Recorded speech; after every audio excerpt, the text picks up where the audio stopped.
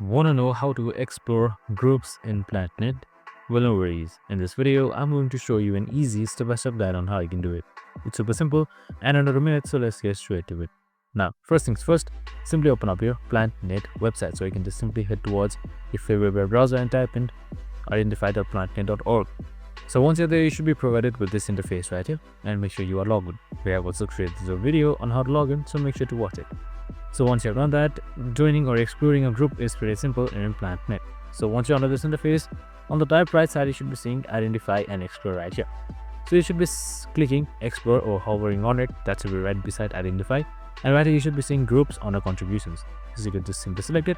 Now right here, you can see your map as well, where you can just simply zoom in to various locations, just like this right here.